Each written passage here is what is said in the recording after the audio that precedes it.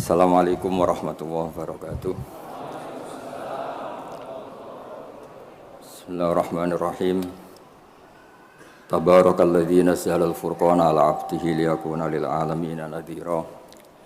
Allahumma shalli wa sallim wa barik ala sayyidina wa maulana Muhammadin wa ala alihi wa sahbihi asma'in, amma ba'du. Semua pengurus takmir, semua tamu, semua yang hadir yang saya hormati. Wabil khusus di sini ada Tengku Habibi, ada Abi Ishaq, Tengku Abi Ishaq, ada Tengku Abun Tholib, semuanya kepala BLH, Bapak Abi Iskandar yang saya hormati. Saya sebetulnya datang itu bukan untuk ngaji, untuk ngakui bahwa semua versi sejarah itu menulis Islam pertama itu ada di Aceh. Enggak ada versi lain. Tapi apakah itu orang Aceh? Lah itu mungkin versinya yang berbeda. Apa pendatang, apa. Karena saya ini dikenal sebagai penekun tafsir, saya akan cerita tentang tafsir. Saya tadi pagi rapat di kantor Kemenak. Di sini dikawal Pak Zarkasi, kebetulan beliau teman dari Pak Jamhuri. Jadi sebetulnya menurut Imam Tobari, ya ini mohon didengerin, Imam Tobari itu punya karangan yang disebut Umut Tafasir. Enggak ada tafsir kecuali nginduk kitab tafsir apa? Tobari. Termasuk tafsir Jalalain, Imam Suyuti, semua kitab tafsir itu nginduk tafsir Tobari. Di antara makalah paling terkenal adalah beliau bilang Quran itu mudah difahami bahkan oleh orang kafir.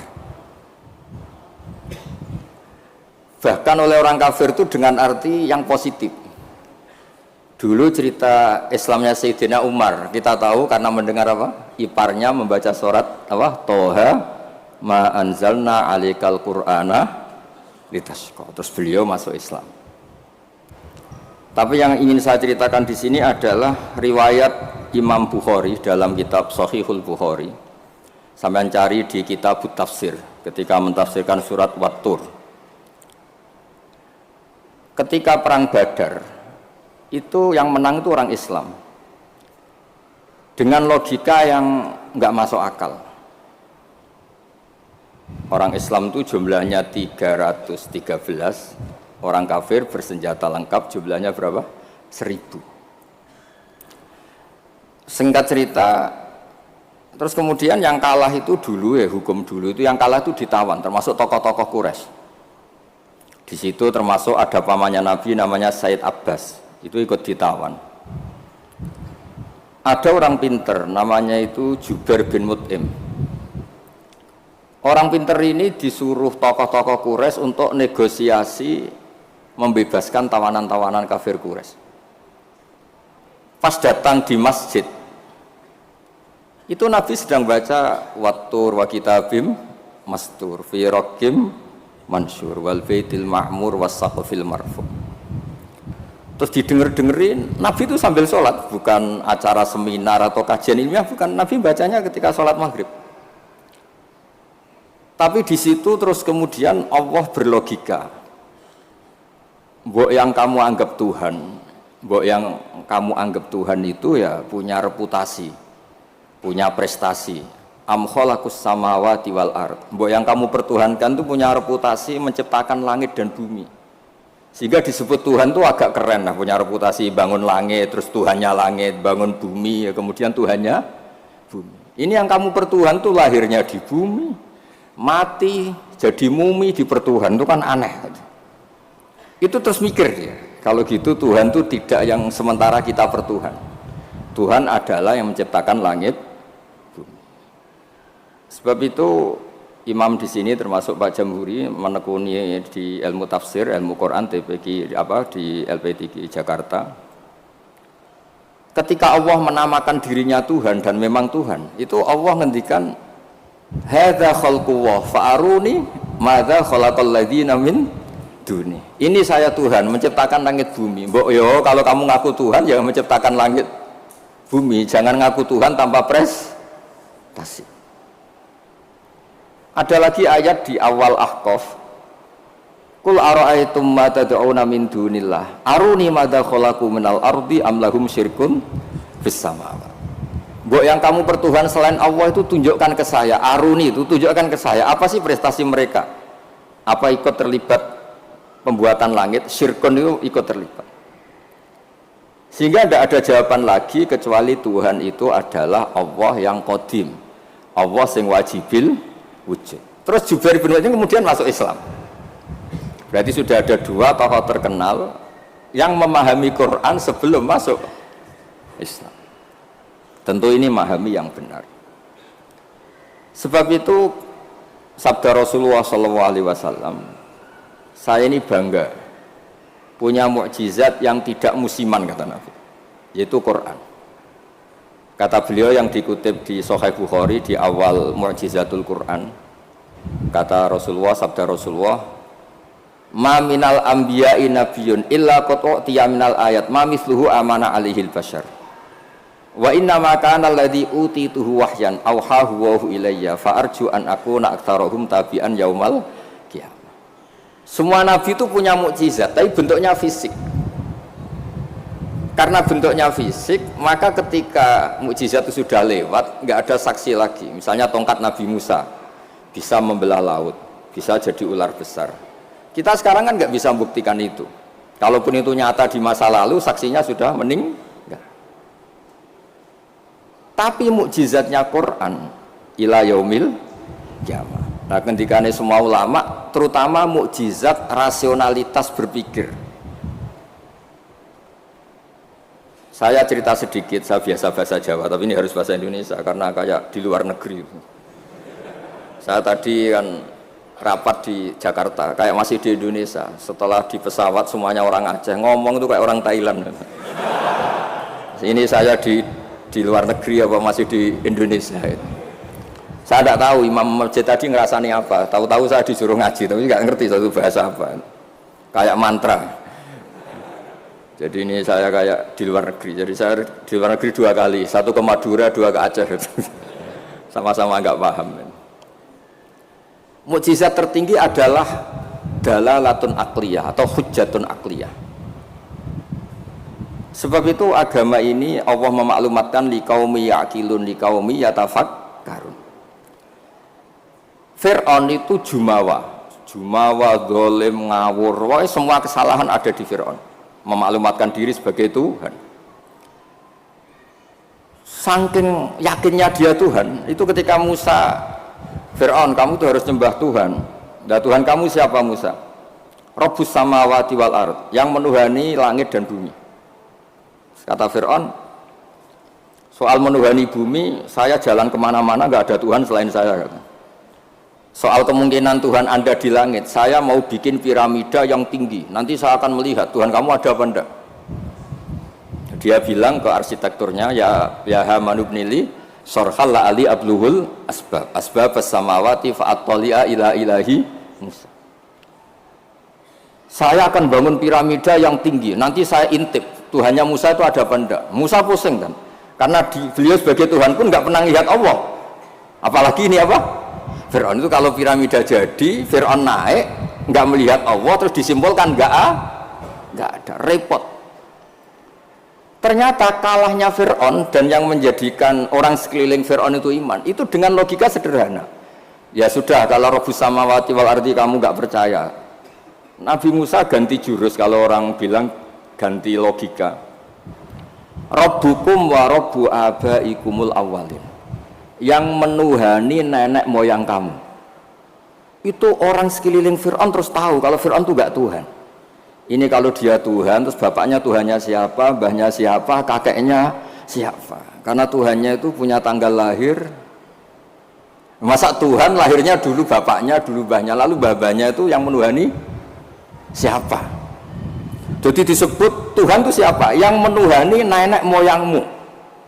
Berarti apa? Fir'aun itu wujidah ba'da alam yakun, dia ada dimulai dari ketidak ada. Berarti zaman dunia nggak ada Fir'aun ya tetap baik-baik saja. Matahari ya tetap tugas, rembulan ya tetap tugas. Yang orang miskin yang teruskan miskinnya, yang orang kaya yang teruskan kayanya, normal semua. Yang orang hitam yang teruskan hitamnya, yang ganteng yang teruskan apa? Ganteng. Normal semua, tanpa ada Tuhan, yaitu logika itu membentuk orang-orang sekeliling Fir'aun itu terus menjadi iman. Makanya disebut waqala rajulun mu'minun min ali fir'aun yaktumu imanah. Ada banyak orang yang iman tapi menyembunyikan imannya, karena nggak bisa bendung logika yang dibawa oleh Al-Quran. Makanya disebut qul falillahil hujjatul balighah. Quran Allah yang dilewatkan Rasulullah itu punya logika yang tidak terbantahkan, disebut al-hujjatul balighah. Sebab itu penting membawa ulang Quran dengan logika-logika yang ilmiah. Saya kenapa matur begini, saya ulang lagi, saya sebenarnya nggak niat ngaji, tapi ini diminta dan bentuk penghormatan saya karena hampir semua penulis itu yakin Islam pertama di Aceh. Tapi ya tidak usah jumawa karena yang bawa ada orang Aceh. Jadi ya tapi ya harus bangga lah, bagaimanapun itu di bumi Aceh. Tapi jangan ditulis sejarah dan oleh orang Aceh, ya tidak usah, biasa aja. Kayak Islam besar itu di Medina, tapi yang besarkan orang apa? Mekah. Orang Mekah ya tidak usah jumawa. Nabi Muhammad SAW itu tidak Mekah asli. Beliau itu Aryaniul asli karena punya darah Khalilur Rahman Ibrahim. Orang Ibrahim itu orang Musol, marganya Arya. Makanya banyak orang-orang soleh disebut Arya. Arya itu marganya Nabi siapa? Ibrahim. Sehingga orang Mekah bangga Nabi itu Arab-Arab, Nabi Muhammad ya nggak suka. Saya ini turunan Ibrahim. Ibrahim itu orang Aryani, orang Irak. Nah, orang Mesir juga seneng karena Siti Hajar itu orang apa? Mesir. Nabi Ibrahim nikah sama Siti Hajar, punya putra Ismail, kemudian melahirkan bangsa apa? Arab. Dan bentuk penghormatan Allah pada orang-orang kampung, orang-orang pedesaan, yang menjadi dagingnya Nabi itu apa? Susunya, air susunya al-Halimatus Sa'diyah. Jadi Nabi itu disusui oleh Imro'atun Badawiyah, perempuan desa, yaitu Halimatus. Maka pada diri Nabi itu ada Mekahnya, ada Mesirnya, ada Aryaninya, ada daging yang tumbuh dari Labanul Murdiah, yaitu Halimatus Sa'diyah. Maka ngendikane guru saya Kiai Memun, juga ngendikane Bapak, memang Nabi itu didesain supaya semua orang itu bangga. Misalnya sampean wong desa bangga, biye-biye sing nyusui Nabi itu Halimatus Sa'diyah. Ya sampean harus bangga jadi orang Aceh. Islam pertama itu di Aceh. Tapi kalau ditanya orang mana, terus pokoknya di Aceh terus. Karena kalau dijawab dari mana itu kayaknya terus gimana gitu. Pokoknya Aceh itu bumi pilihan Allah untuk pertama ada apa? Islam. Ya saya ulang lagi, logika ini mengalahkan kekuatan apapun. Sehingga ketika Saharatu Fir'aun itu iman semua, itu hanya dengan logika, termasuk tadi kalau engkau Tuhan Fir'aun, lalu yang nuhani nenek yang kamu itu siapa? Jadi dikatakan Allah Tuhannya langit, Fir'aun masih jumawa, mau ngintip lewat apa? Piramida. Tuhannya bumi, Fir'aun masih jumawa, selama ini yang jadi Tuhan saya katanya. Jadi mensifati Allah itu dengan logika yang tidak terbantahkan. Nah itu yang ada di surat Tur, am khuliqu min ghairi shay'in, saterusé am khalaqus samawati. Terus ada lagi yang mencibir mereka, orang-orang kafir. Amlahum sulamu yastami'una fi. Kalau mereka Tuhan dan menciptakan langit, boleh sekali-kali kunjungan ke langit dong. Khazanahnya dicuri orang apa enggak, masih apa enggak, terus gudangnya masih apa enggak. Sulam itu tangga. Kalau mereka merasa Tuhan dan pemilik langit, sekali-kali boleh naik ke langit, ngecek gudangnya masih apa enggak. Khazain itu maknanya apa? Gudang. Ini Tuhannya langit, di bumi terus. Naik pohon mangga aja kadang jatuh, kadang tulang patah, dioperasi, ini terus gimana? Ini Tuhan model apa? Begitu juga yang dipertuhankan selain Fir'aun. Kadang Allah hanya ngendikan kana yakulani to'am, kana yakulani to'am. Yang dianggap Tuhan itu masih makan. Kalau masih makan berarti kalau nggak makan tuh lemes. Lama-lama ditilih umatnya, gimana Tuhan? Oh, saya sakit, lemes, kurang makan. Bareng makan sehat lagi. Terus orang itu cuma alhamdulillah habis ngasih makan apa? Tuhan. Tadi hampir mati gitu. Jadi itu Logika Quran untuk memastikan yang Tuhan Allah itu sederhana. Karena yakulahanit toh. Nah, kenapa saya ngaji ini? Karena sekarang Quran tuh kasihan. Karena ulama-ulama yang model paket Yasin menjadikan masuk surga. Waqiah menjadikan orang banyak uang. Yang paling parah surat Ra'd mempercepat kematian katanya. Maksud saya, jangan gitu-gitu banget gitu. Memang semua Quran itu punya mukjizat, tapi ya jangan model paket apa? Model apa? Kadang-kadang masalahnya dibantah. Itu Cina nggak pernah baca Waqiah kaya. Kan repot kalau model. Boyo ngaji Waqiah itu adalah oke lah, mungkin sebagian orang kalau baca Waqiah rezekinya lancar. Tapi boyo baca misalnya ini hebatnya Allah. Allah ngendikan begini, falola in kuntum ghaira madinin tarji'unaha in kuntum shadiqin. Falola idza balaghatil khulqum wa antum khina idin tantur. Hei para pendakwah Tuhan, hei para orang yang mengaku dirinya Tuhan. Boyo jangan mati, Tuhan kok mati. Mbok ketika nyawa kamu sampai tenggorokan, kamu tarik lagi, Tuhan kok mati kan? Itu falola in kuntum ghaira madinin tarji'unaha in kuntum shadiqin. Kamu tuh gimana? Tuhan kok kehilangan nyawa itu? Ini model apa gitu. Jadi logika yang dibangun Quran itu al-hujjatul balighah. Sebab itu Nabi ngendikan, saya berharap dengan mukjizat ini Islam abadi kuat ila yaumil qiyamah. Coba kalau mukjizat kita tongkatnya Nabi Musa, bisa rebutan orang Jawa sama orang Aceh, rebutan tongkat. Nanti setelah di Masjid Aceh rebutan, imam sama wakil imam rebutan. Setelah dibuktikan dipukulkan laut, sama-sama nggak mandi, ribet. Tapi kalau mukjizatnya Quran ini nur yamsi bihi finnas, menjadi nur yang selalu kita bawa. Misalnya nyuwun sewu kita miskin nggak ada yang menghormati, nggak ada yang percaya. Itu kata Imam Ghazali, resepnya orang miskin akut disuruh datang ke kuburan. Ini yang ngendikan Imam Ghazali, kitab Ihya. Disuruh datang ke kuburan, terus di hatinya bilang gini, semua orang yang mati mulai Nabi Adam sampai kiamat keinginannya hanya satu, ingin hidup lagi di dunia. Dan saya punya yang diingini seluruh orang mati di seluruh dunia. Orang kalau sudah mati meskipun orang soleh tetap ingin kembali ke dunia. Bedanya yang soleh ingin menambah apa? Kesolehannya. Artinya apa? Sekira-kiranya orang itu punya sesuatu yang diingini oleh orang yang mati mulai Nabi Adam ila yaumil qiyamah. Orang yang sudah mati inginnya apa? Hidup lagi. Dan kita punya kehidupan. Sehingga terus syukur karena masih hidup. Ya gak usah alasan mapan apa enggak. Kenapa kamu syukur? Masih hidup. Itu aja penjelasannya sudah. Terus terakhir saya cerita tentang, ini saya tidak bosan-bosan matur supaya jenengan tambah kuat imannya. Ini cerita wali. Anda boleh percaya, boleh enggak. Tapi logikanya benar. Logika ini pasti benar. Dulu zaman Nabi Adam diangkat jadi khalifah, itu malaikat itu protes. Kenapa Adam jadi khalifah? Manusia itu ya mesti tergila-gila lah, biasalah manusia tergila-gila harta, tahta, wanita. Ini bahaya kalau manusia jadi khalifah. Terus kata Allah, tapi saya tahu kelebihan manusia. Ternyata malaikat tuh nggak bisa melogikakan kenapa kita harus bertauhid.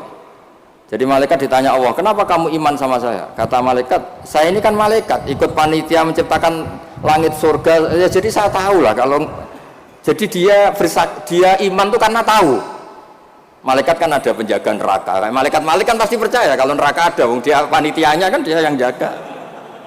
Malaikat Ridwan ya mesti percaya, dia megang kuncinya kan. Tapi kita ini kan kayak sampean semua kan tidak yakin masuk surga. Ya nggak ngerti surga di mana. Tapi kalau baca la ilaha illallah, PD-nya la ilaha illallah, la ilaha illallah. Karena miftahul jannah la ilaha illallah. Singkat cerita, suatu saat itu manusia dipanggil sama Allah. Coba malaikat-malaikat itu ajarin cara berlogika tauhid yang benar. Ya saya ini bukan nyinggung jenengan, kebetulan yang dipanggil gak jenengan, yang dipanggil Imam Amudi sama Allah. Coba terangkan, nggak melihat Tuhan kok percaya adanya Tuhan itu gimana? Imam Amudi yang nerangkan itu sederhana. Angka itu 2, 3, 4, 1000, semiliar, setriliun. Nisbatu dzalika ilal wahid, nisbatul far'i ilal asli. angka itu buat 2, 3, 1 miliar, 1 triliun dinisbatkan ke angka 1, semuanya itu cabang dari angka 1. Fal aslu huwal wahid, yang asli, yang pokok adalah angka 1. Nah itu qul huwallahu ahad. Oh malaikat gede-gede kok bisa mikir gitu, kok bisa.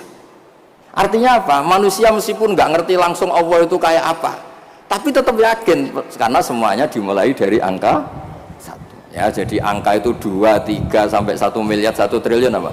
Nisbatu dzalika ilal wahid, nisbatul far'i ilal asli. Semuanya itu cabang, yang pokok adalah angka 1. Terus dua, beliau mencontohkan gambar. Saya tidak bosan-bosan nyatakan, sampean ngerti gambar. Sampai cek gambarnya bagus atau jelek gak masalah, sementing gambar. Sampai gambar masjid Baitur Rahman ini, ya Baitur Rahman ya. Karena yang Baitur Rahim diambil di daerah saya, jadi di sini.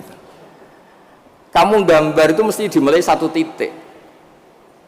Mbok gambar kamu bagus atau jelek dimulai dari 1 titik. Itu nuqtatil wujud. Itulah sirrinya, rahasianya kenapa Quran dimulai Bismillahirrahmanirrahim. Itu dimulai dari 1 titik, yaitu nuqtatil wujud, bahwa semuanya dimulai dari 1 titik wujud sing abadi, yaitu Allah sing wajibil wujud. Makanya oleh Syekh Nawawi Al-Bantani ba itu disingkat bi kana makana wa bi yakunu ma yakun. Itu di semua ulama, di I'anatul Thalibin, di bi karena saya semuanya menjadi ada, dan karena saya pula kata Allah yang akan ada menjadi ada. Logika seperti itu kita tidak perlu lihat surga neraka, sampai nggak perlu lihat bidadari dulu untuk percaya adanya apa? Surga.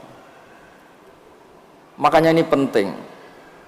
Agama ini disebut qul falillahil hujjatul baligh. Hujjah itu argumentasi. Jadi saya mohon, semohon-mohonnya, ini tadi saya bawa mushaf sebagai hadiah untuk masjid. Saya mohon Quran itu dikembalikan rohnya. Dulu begitu bangga Nabi dengan Quran itu karena logikanya jelas. Itu tadi yang tauhid ya. Ini ada waktu mungkin 5 menit saya nyontohkan logika sosial, peradaban sosial. Kenangannya orang Madinah, kata orang Madinah, kunna abkhasan nasi kailan. Dulu kita ini orang yang sangat buruk dalam transaksi. Yaitu kalau kulak, kalau orang Aceh bilang apa? Tengkulak itu. Kalau kita beli ingin 1 kilo ya dapat apa? 1 kilo. Kalau 1 pintal ya dapat apa? 1 pintal. Tapi kalau kita jual, orang beli, misalnya beli 1 kilo, kita kurangi nggak sampai 1 kilo. Atau dari kualitas A menjadi B. Itu Allah cara ngedikan tuh bagus. Wailul lil mutaffifin alladzina idza talu 'alan nasi yastawfun wa idza kaluhum aw wazanuhum yukhsirun. Itu orang nggak benar, itu nggak fair. Ketika tengkulak dia ingin timbangannya 1 kuintal mendapat 1 kuintal. Ketika ada orang beli 1 kuintal yukhsirun, intinya itu nggak fair. Cara Jawa itu dipek menangi dewi. Itu nggak benar, peradaban seperti itu tuh nggak benar. Sehingga terus orang Madinah itu menjadi ahsanan nasi kailan, orang yang sangat baik dalam berperadaban. Kalau ingin dihormati orang ya harus hormat. Kalau nggak ingin disakiti orang, yang jangan menyakiti orang. Sehingga kita tidak melakukan tatfif. Tatfif itu curang, nggak fair. Ya, itu disebut apa? Wailul lil mutaffifin alladzina idza talu 'alan nasi yastawfun. Kalau posisi tengkulak ingin 1 kuintal dapat apa? 1 kuintal. Wa idza kaluhum aw wazanuhum, kalau ada orang beli 1 kuintal mendapatkannya yukhsirun, orang itu tidak sampai dapat apa? Itu kan mirip kita sebagai tokoh atau kiai. Kita tidak hormati umat kita, tapi kalau umat kita tidak hormati kita, kita marah, itu tidak fair. Kalau ingin dihormati orang ya harus menghormati orang lain. Saya beri 1 contoh betapa hebatnya Rasulullah SAW. Orang itu kan iman sama Nabi. Yang iman ya macam-macam, ada yang soleh, ada yang setengah soleh, ada yang soleh banget, ada yang dolim banget. Tapi kata Nabi, semua yang iman saya tetap semuanya masuk surga. Soal neraka dulu itu sudahlah, sementing nanti akhirnya masuk surga. Karena itu fair, masa sudah iman ke saya kemudian tetap saja gak masuk surga, terus untuk apa? Sebab itu Nabi ngintikan syafaati li ahlil kabair min ummati, meskipun salah kalau itu umatku bersyahadat tetap tak kasih apa? Syafaat. Dan Quran sendiri memaklumatkan summa aurasnal kitab alladziina astafaina min ibadina. Quran ini bisa berguna untuk siapapun. Faminhum dzalimul li nafsi. Yang orang yang zalim pun itu dapat syafaatnya apa? Quran. Wa minhum muqtasid. Itu fair. Artinya fair itu Nabi diimani oleh sekian orang, kemudian tiap malam bertahajud. Hanya apa? Mohon supaya dikasih hak apa? Syafaat. Karena beliau tahu, setahu-tahunya kalau umatnya banyak yang salah itu setahu-tahunya. Wong ada orang suka ke masjid itu karena WC-nya di rumah jelek, enak WC masjid. Ada orang kalau di masjid betah, dikira itu ahli itikaf, ternyata AC-nya enak AC masjid. Sudah lebih dingin nggak bayar. Jadi masjid saja jadi sarana, ya begitu itu. Itu kalau nggak disyafaati Nabi tidak bisa. Orang senang Mekah itu kan bagus. Tapi sekarang senang Mekah itu ya travel-travel yang bisnis itu. Itu promosinya itu Masya Allah. Saya itu agak dibenci sama tokoh-tokoh travel, tapi ya nggak berani lah. Kualat kalau benci teman-teman. Ceritanya itu ada orang haji. Biasanya kalau orang haji itu kan kiainya muji-muji apa? Haji. Soalnya orang haji itu gini-gini surga. Al-Hajjul Mabrur Raisalahu Jazaun ilal apa? Jannah. Biasanya di BRI, di BNI kan ada hadis-hadis itu. Ada orang haji kan dilepas sama kiainya. Kebetulan kiainya saya ngelepas ya haji mabrur itu masuk surga. Yang sabar dengan kemiskinannya ya masuk surga. Sering dimarahin istri sabar ya masuk surga. Ana wa kafirul yatim kahataini fil jannah. Yang ramah anak yatim ya masuk surga. Terus kata Nabi, orang yang menjaga dua yang lubang, al-ajwafan, dua yang lubang, yaitu jaga lesannya dan farjinya juga masuk surga. Itu yang hadirin senang semua karena mereka yakin nggak akan haji. Katanya nggak ada kiai bagus Pak. Karena yang nggak bakat-bakat haji, yang miskin permanen atau apa, senang semua. Itu yang punya rumah itu kayaknya mangkel tapi ya dia gitu. Terus saya bilang, kalau kamu mangkel sama pidato saya karena yang tak promosikan masuk surga ada kamu tok, saya akan berdoa kamu masuk neraka. Kata saya. Wah jangan Gus, nggak apa-apa. Maksud saya, Mbok Yo Kiai itu niru saya gitu. Supaya konstitusi Islam itu utuh. Sehingga semua orang tuh nikmati sarana yang dikasihkan Rasulullah SAW. Sukses ninggal zina ya janjinya surga, ngerawat anak yatim ya surga, peduli sosial ya surga. La doror wala diror, tidak merugikan orang lain ya surga. Sehingga varian Islam itu banyak. Orang-orang yang punya biro haji itu seakan-akan surga itu haji. Makanya saya ini agak diuji sama Allah. Sering ditawarin haji gratis supaya mencabut fatwa itu kayaknya itu. Nggak maksud saya, Ibu yang fair gitu. Meskipun saya di Masjid Aceh, ya jangan terus muji masjid yang besar. Untuk menjadi sarana surga, masjid kecil juga menjadi sarana apa? Surga. Dulu Ashabul Kahfi masjidnya di dalam gua juga sarana surga. Nggak ada bangunannya malah. Sehingga Islam ini benar-benar yang dikehendaki Rasulullah. Rasulullah itu kalau muji orang masuk surga itu segampang itu. Sampai ngedikan hal yang mungkin orang pria itu tidak siap. Wa fi buti ahadikum sedekah. Kamu ngumpuli istri itu sedekah. Sampai sahabat tanya, masa urusan hubungan biologis masuk surga? Kata Nabi, alaysa wa wada'aha fi haramin akana ali wisrun. Kalau dia salah letak kan apa? Dosa. Jadi surga itu ditulis Nabi itu mulai ngumpuli istri, wa imatatul adza anit tarik, ada sampah dibersihkan, ada hal yang bahaya. Sehingga Islam terus milik semua. Satpam bangga karena jaga apa, tukang bersih-bersih bangga karena imatatul adza anit tarik, yang tukang wiridan ya bangga karena a'laha la ilaha illallah. Terus bangga semua. Kalau Islam kena travel ya pokoknya hebat, mencium Hajar Aswad ya. Hajar Aswad itu adalah batu dari apa? Surga, terus diulang-ulang. Kita ini juga bagian dari surga kata saya. Saya juga asli dari surga kata saya. Dia agak terima. Memangnya Nabi Adam itu orang Aceh, Nabi Adam penduduk surga. Coba Nabi Adam itu orang surga apa orang Aceh coba? Orang surga kan? Terus kamu ada darahnya Nabi Adam enggak? Berarti kamu makhluk surga apa Aceh? Surga kita ini turunan orang. Makanya masuk surga logikanya itu gampang, itu kan rumah kita. Mbah-mbah kita itu lahir di mana? Surga, yaitu Nabi Adam. Ini saya tidak guyon, ini ilmiah ya. Jadi tidak hanya Hajar Aswad. Kecuali yang ngendikan Ki Ikhlas ini enggak, ngendikannya itu promosi. Terus tak tanya, terus kalau nyium berapa? 1,5 juta Gus. Wah, 1,5 juta. Nggih ngoten niki kula pancen mboten niat ngaji tapi nggih kula menghormati penduduk Aceh, guys. Tapi ya jangan jumawa, ya pokoknya seneng ini bumi yang dipakai sujud, dipakai Nasrul Islam.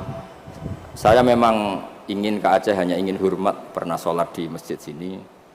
Terus tadi diminta sama teman-teman ngaji ya. Pokoknya saya pesen baca terus ya kul falillahil hujjatul baligha. Quran itu liqaumi yaqilun, liqaumi yatafakkar.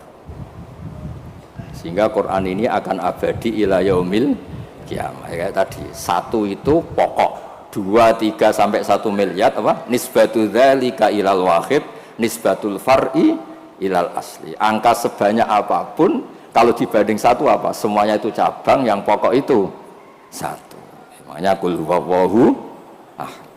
Jadi kalau suwun dengan logika niki kayak terus gampil, mugi-mugi berkah, minta maaf yang banyak, ngapunten ingkang kathah. Assalamualaikum warahmatullahi wabarakatuh.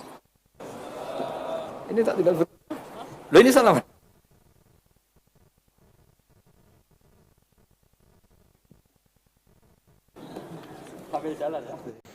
Baiklah teman-teman, jadi itulah reaction ngaji kita bersama dengan Kiai Haji Bahauddin Nur Salim atau Gus Baha. Yang mana Gus Baha pada ngaji kali ini merupakan ngaji yang sangat terbaru ya teman-teman. Ini perdana Gus Baha isi kajian di Masjid Raya Baitur Rahman Aceh. Ini ada pada tanggal Rabu malam, tanggal 11 Februari tahun 2026. Itu di Banda Aceh, Kiai Haji Ahmad Bahauddin Nur Salim atau Gus Baha mengisi kajian di Masjid Raya Baitur Rahman atau MRB Aceh pada Rabu malam 11 Februari tahun 2026. Kita melansir dari akun Instagram Grand Baitur Rahman, Gus Baha akan mengisi ataupun tadi mengisi kajian spesial Rabu Maghrib yang dimulai sejak pukul 18.55 waktu Aceh. Acara tersebut juga disiarkan langsung melalui kanal Masjid Raya TV, Baitur Rahman dan RRI. Dari catatan Line 1 News, ini pertama kali Gus Baha hadir ke Masjid Baitur Rahman Aceh untuk memberikan kajian atau ngaji. Gus Baha merupakan ulama yang menjadi pengasuh pondok pesantren Lembaga Pembinaan, Pendidikan dan Pengembangan Ilmu Al-Quran atau LP3IA Narukan, Rembang, Jawa Tengah. Gus Baha ungkap sikap Nabi Musa yang belum siap kalah dari Nabi Muhammad dan beberapa referensi menyebutkan beliau adalah murid Kiai Maimun Zubair, dikenal sebagai salah satu ahli tafsir Quran. Saat remaja, Gus Baha mondok dan berkhidmah kepada Kiai Maimun Zubair di Pondok Pesantren Al-Anwar Karangmangu, Sarang, Rembang. Sementara ayah Gus Baha, Kiai Nur Salim Al-Hafidz, juga seorang ulama. Suatu ketika ayahnya menawarkan kepada Gus Baha untuk mondok di Rusyaifah atau Yaman, namun Gus Baha menolaknya dan lebih memilih untuk tetap tinggal di Indonesia, berkhidmat pada alma maternya Madrasah Ghazaliyah Syafi'iyah Al-Anwar dan pesantrennya sendiri yaitu LP3IA. Setelah ayahnya wafat pada tahun 2005, Gus Baha melanjutkan tongkat estafet pengasuhan di LP3IA Narukan. Gus Baha dikenal sebagai sosok yang sederhana. Ia menggunakan ciri khas pakaiannya adalah sarung, kemeja putih dan peci hitam. Di luar pesantren, Gus Baha merupakan ketua tim Lajnah Mushaf Universitas Islam Indonesia atau UII Yogyakarta. Tim ini berisi para profesor, doktor dan ahli-ahli Al-Quran dari seluruh Indonesia seperti Quraisy Shihab, Yaini Dahlan, Sohib dan para anggota Dewan Tafsir Nasional lainnya. Gus Baha juga menulis kitab tentang Rasyam Utsmani yang dilengkapi dengan contoh dan penjelasan yang disandarkan pada kitab Al-Muqni karya Abu Amr Utsman bin Sa'ad Al-Dani, wafat pada 44 Hijriah. Kitab ini berguna bagi siapapun untuk mengetahui bagaimana memahami karakteristik penulisan Al-Quran di dalam Mushaf Rasyam Utsmani. Karyanya yang lain yaitu Tafsir Al-Quran versi UII dan Al-Quran terjemahan versi UII Gus Baha. Salah satu ciri khas tafsir ini dikontekstualisasikan untuk membaca Indonesia dan dengan rasa Indonesia. Tafsir dan terjemahan UI ini sama sekali tidak mengubah dari keaslian Al-Quran itu sendiri. Ini malah lebih ke ini ya, berita tentang Gus Ba. Tetapi untuk ngaji kita kali ini bersama dengan Gus Ba di Masjid Raya Baitur Rahman Aceh ini, Gus Ba menjelaskan beberapa hal, diantaranya mengenai tafsir ya, tentunya mengenai tafsir Al-Quran, dan menyinggung juga mengenai Aceh, yaitu bahwasannya secara sejarah Aceh itu adalah awal dimulainya ada kerajaan Islam di Indonesia atau di Nusantara, yaitu Samudra Pasai. Dan di Aceh pula itu juga disampaikan oleh Gus Ba. Namun jangan istilahnya ya, kita itu bisa ataupun orang Aceh itu harus bangga karena bagaimanapun Islam pertama di Indonesia ataupun di Nusantara ini itu diawali di Aceh.